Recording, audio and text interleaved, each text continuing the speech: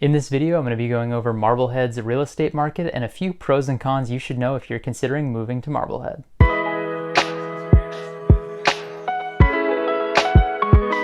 Hi, my name is Joe Luciano. I'm a realtor with Bentley's here on the North Shore. My video for Salem has been my most popular video so far, so I wanted to do one not too far away in a somewhat similar town of Marblehead. Starting off with Marblehead real estate. So far this year, there's been 111 sales. 87 of those have been single-family homes and 24 have been condos. This is pretty close to where we were last year, that being 4 less houses than we had last year, but an extra condo compared to last year. Looking at just the single-family homes in Marblehead, the median sale price so far this year has been $960,000. This is up $85,000 or nearly 10% from where we were at this point last year. Looking at the average sale price versus the median sale price, it's $1.1 million. This is actually down $13,000 from where it was last year, a little bit over a 1% decrease. So a pretty big jump in the median sale price, but a slight decrease in the average. It's pretty hard to draw any real conclusions from that, so let's look at the price per square foot. The median sale price per square foot so far has been $458 per square foot. Now this is only up about $2 from last year. Now looking at the average price per square foot, it's $488, which is down $3 from the year before. So similarly to the median, it hasn't really moved too much year over year. So what does all of this really tell us? Well, in a town like Marblehead, the median is going to be much more useful than the average because we have a number of oceanfront estates and expensive homes that are going to heavily weigh on the average, whereas the median will give us just a good buy sector. The median is just simply going to tell you half of the homes sold for more than this number and half sold for less. Considering the median in Marblehead jumped $85,000, while the average was pretty steady, close to 1.1 million, and the price per square foot, both average and median, was pretty comparable to where it was last year. This tells me that the values in Marblehead haven't necessarily increased that much. Rather, there's been a higher allocation of more expensive properties comparatively to last year. In other words, there's been fewer, I don't want to say affordable houses, but less expensive houses being sold. Now, speaking of the less expensive side of real estate in Marblehead, let's take a minute to look at the condos in Marblehead so far this year. Making up about 22% of the total sales that have happened this year, both the median and average for condos has been right near $500,000. Oddly, the median is actually down 10% from where it was last year, and the average is down about 2.5% from where it was last year. So it's almost like a flip-flop from the single families, where the median is down 10%, where the single families were up 10%. Now looking at the price per square foot for condos, the median is up nearly 16% to $459, while the average is also up about 10% to $495. Now at first, this is kind of a funky set of numbers where the median for condos has gone down 10%, but the median price per square foot has gone up 16%. So we have this weird seesaw effect. And to really understand this, you have to look at what's actually sold in the market in the past year or 2 years. And the reasoning for this is quite simple. You have to look back to 2022, what we're comparing this year's data to. And if you look, there was actually a development that sold called Marblehead Meadows, of which there were 8 townhomes, all $650,000 and $680,000, and the square footage on those was 1,725 and 1,750. So we're talking about quite large condos at a somewhat higher price point versus, currently the median's $500,000. So just logically, this increased our general price. Having 8 condos sell all in this almost $700,000 range, while also almost being 2,000 square foot, you lower your price per square footage. So that influx of inventory last year is what essentially lowered our price per square foot last year, raised our general sale price. So this year we saw a decrease in the sale price, increase in the price per square foot. So while yes, at first the prices look pretty funny, it does start to make sense once you understand it.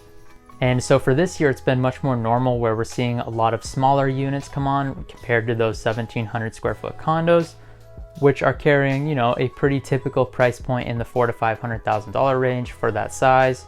So yeah, we're seeing a decrease in the median and average prices, but we're also seeing an increase in the price per square foot. Now currently in Marblehead, there are 21 listings, 18 single family homes and 3 condos. Quite surprisingly, about 9 of those listings are new just from the past week. That is probably one of the largest influxes of listings I've seen so far this year, which is nothing to really get your hopes up on just based on how this year has been going, but it is a positive sign for sure. And one notable active listing in Marblehead is 4 Broadmere Way, which is listed at just under $8 million. That is a 2-acre, 10,000 square foot estate right on the ocean. Truly a spectacular property. And of course, if that's something that you might be interested in taking a look at, I'd love to schedule a showing. Feel free to reach out. Marblehead is still a fairly competitive market. For both condos and single family homes, we're seeing median days to offer right around that 1 week mark. So half of the properties are still going under contract within the first week. And again, for both single families and condos, that's actually a quicker time to offer than last year. So it's actually gotten a little bit more competitive. So regardless of what the pricing tells you, we do know that there is more competition and it's a little bit fiercer this year. Now, of course, as I mentioned earlier, Marblehead is a pretty diverse market in terms of real estate, where you have $600,000, $700,000 homes, but you also have $3, $4, $8 million homes. And so you could expect a different level of days to offer, days on market, etc. for different types of property. All right, so unless you're an accountant, you've probably heard enough numbers for the next month or so. So let's switch it up talking about living in Marblehead. Living in Marblehead, like any place, has both its pros and cons, and it really just comes down to what's important to you. Starting off with the pros, Marblehead is surrounded by the ocean, which makes it a great location for sailors, boaters, beachgoers, just anyone that likes to be surrounded by that coastal New England charm. Just in Marblehead, there are 6 yacht clubs, 3 of them being on Marblehead Neck. A few notable yacht clubs that I'll mention is you have Boston Yacht Club, Marblehead Yacht Club, and of course the Corinthian Yacht Club out on the Neck. This makes Marblehead truly a boater's paradise. When it comes to beaches, one of the most popular beaches in town is Devereux Beach, but there's also Preston Beach, which is in Clifton, closer to Swampscott, not to mention a bunch of smaller beaches and various access points throughout the town of Marblehead.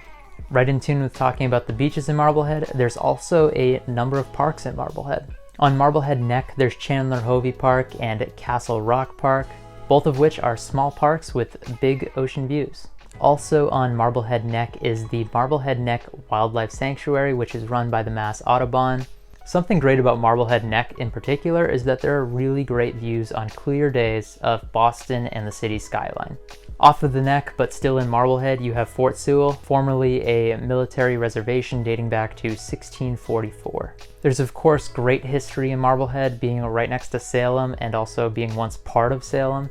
There's a number of historic homes right in Marblehead, downtown Marblehead, especially in the historic district. And downtown Marblehead is very walkable. It has a number of museums, boutiques, restaurants, not to mention all of that classic New England charm that we kind of spoke about earlier. Also in Marblehead, there's the Tedesco Country Club for all of the golfers out there, which is private but has some of the best golfing in the entire state. Of course, according to them, that is. Okay, now let's cut over to some of the cons in Marblehead. Marblehead is somewhat inaccessible and not great for those that need to commute. In the best case scenario, you're looking at about a 30-minute drive into the north end of Boston. Realistically, it will be about 45 minutes to an hour, despite only being 16 miles. Currently, as of filming this video, while the Sumner Tunnel is closed, it's showing just over an hour drive at 3 p.m. on a Thursday. For comparison, it's actually quicker to get into Boston from Newburyport all the way at the top of the North Shore. And with that, I would say Marblehead is also chronically congested. It backs up fairly quickly with a bit of traffic. And in the summer months and on the nicer weekends and the nicer weather, it gets absolutely slammed with people and tourists, and just generally becomes extremely busy, which some people might actually like that because it definitely has a summer vibe to it. In Marblehead, there's also a number of tight one-way streets, especially in the historic district. So if you add all of those things I just told you up together, it can be pretty congested, there's a lot of people in the summer, and there's tight one-way streets. It's kind of the perfect storm for a bit of chaos to drive in. And also with that, as you could expect, parking becomes fairly difficult, especially for the parks and the various beach access points. And one last con for Marblehead is if you are a boater or you're a boater looking to move to Marblehead, it's extremely difficult to get a mooring in Marblehead Harbor. Despite there being over 1,700 moorings in Marblehead Harbor, there's currently over a 20-year wait list for the next mooring.